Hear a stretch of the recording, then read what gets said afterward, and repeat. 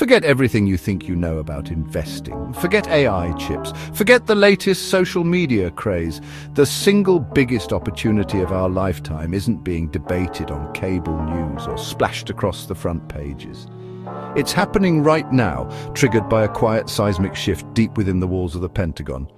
A shift that has just rewritten the rules of modern warfare and in doing so unlocked a market worth billions.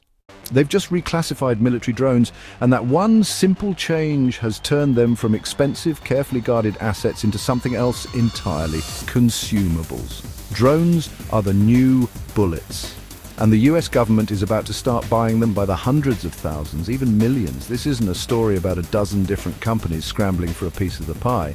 This is the story of one company, the one company built from the ground up for this exact moment. A company poised to dominate this new era of warfare. In the next few minutes, I'm going to lay out the entire case for you. We're going on a deep dive, a forensic analysis of the single stock that stands to capture the lion's share of this revolution. But stick with me, because toward the end of this video, I will reveal the one secret detail about this company's strategy that isn't just about growth. It's a signal that they are aiming for complete and total mass market dominance. This isn't just an incremental improvement, it's a total disruption of the defense industry. The fuse has been lit, the countdown has begun. To understand the magnitude of what's happening, you have to understand the inciting incident. Right now, China is producing an estimated 100,000 drones a month. The United States, we're making around 6,000. That's not a gap, that's a chasm. The US government knows it's fallen behind, and they've just hit the emergency button. They have no choice but to pour billions of dollars into closing that gap, and they need to do it yesterday. This isn't just about spending more money, it's about a fundamental change in philosophy. For decades, drones were treated like fighter jets, precious multi-million-dollar assets to be protected at all costs. You don't send $1 billion plane on a high-risk mission if you can avoid it. But the new doctrine changes the game. By classifying drones up to 55 pounds as consumables, the Pentagon is giving its commanders a green light. They are saying, use them, lose them, and we will buy more. Think about it. An army doesn't count bullets after a firefight, it restocks. That is now the official policy for tactical drones. This creates a relentless, recurring, and almost infinite demand. So where does this colossal stream of government money go? It goes here. Kratos Defense, KTOS, remember that name? This isn't some Silicon Valley startup with a cool prototype and a dream. This is a hardened defense contractor that has been quietly preparing for this exact moment. While others were building exquisite, expensive drones, Kratos was building something far more revolutionary. Affordable, high-performance, unmanned combat systems. How affordable? Their drones are engineered to be up to 90% cheaper than traditional military jets. Let that sink in. They can deliver nearly the same capability at a fraction of the cost. This isn't just an incremental improvement, it's a total disruption of the defense industry.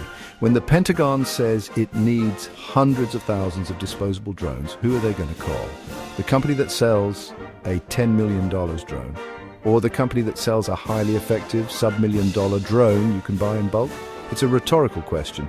Kratos has positioned itself as the sole provider for the mass market of military drones. They aren't building the Ferrari of drones. They are building the Toyota Hilux, indestructible, ubiquitous, and built for a world of conflict. This is why insiders are calling Kratos the Netflix of military drones. They aren't just selling a product, they are selling a subscription to battlefield dominance based on volume and mass market accessibility. And their customer list, it's a who's who of global military power. The US Air Force, the US Navy, the US Army. These aren't trial contracts or pilot programs. Kratos is deeply embedded within the Pentagon's ecosystem. They are a trusted supplier, which gives them a monumental advantage. When those multi-billion-dollar contracts start rolling in during the first and second quarters of next year, Kratos won't be knocking on the door. They'll already be in the room at the head of the table. Now let's talk about what this means for investors. Skeptics might say the opportunity is already priced in, but they are missing the bigger picture. We're still in the early innings. This isn't just a one-year story. This is a multi-year supercycle. When we look at the charts, we see a fascinating battle playing out. There's a ceiling of resistance up here, around the $70 mark. This is where the big institutions, the slow-moving money, have been selling, taking their small profits. They see it as a peak. But down here, around $58, a powerful floor of support is building. This is the smart money accumulating shares, understanding what's coming. The stock is coiling like a spring between these two prices. It's building energy. This zigzagging isn't a sign of weakness, it's the pressure building before a massive breakout. A sustained move above that $70 resistance level won't just be a small gain, it will be the starting gun for the next leg of exponential growth, the moment the mainstream media finally catches on. But by then, the biggest gains will already be gone. We are here before that moment. This brings me to the secret I promised you at the beginning. The one detail that signals Kratos isn't just playing for a piece of the market, but for the entire board. It's not just that their drones are cheap, it's not just that they have the right customers, it's that Kratos is a master of what the military calls asymmetric warfare. They design systems that allow a smaller, cheaper force to defeat a larger, more expensive one. Their entire philosophy is built around this idea, and here's the secret. They've turned that philosophy inward, on the defense industry itself.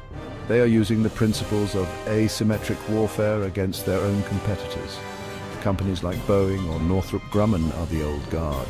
They are battleships, powerful, expensive, and slow to turn. Kratos is a swarm of autonomous gunboats, faster, cheaper, more agile, and perfectly suited to the new rules of engagement.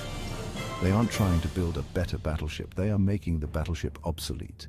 Their business model, low-cost, high-volume, attritable systems, is a direct asymmetric attack on the high-cost, low-volume model that has dominated the defense sector for 70 years. They're not just participating in the drone market, they are actively remaking it in their own image. That is the signal, that is the move that points to total market dominance. They are building a future where the sheer volume of their hardware in the field makes them the undeniable, uncontested standard. So let's put it all together. We have a seismic policy shift from the Pentagon, creating a new, near-infinite demand for consumable drones. We have a massive geopolitical imperative, forcing the US to spend billions to close a 15-to-1 production gap with its primary rival. And we have one company, Kratos Defense, uniquely and perfectly positioned at the epicenter of this storm. A company with the right technology, 90% cheaper, the right customers, the entire US military, and the right strategy, an asymmetric assault on the industry itself, aiming for nothing less than mass market capture. This is more than just a stock pick, this is a front-row seat to the future of warfare. The Kratos story is not one of incremental gains, it's an explosive play on a fundamental disruption. It's a bet on the company that is arming America for the wars of tomorrow today. The opportunity is right in front of us, the data is clear, the trend is undeniable. The only question left is, will you be watching from the sidelines or will you be part of the revolution?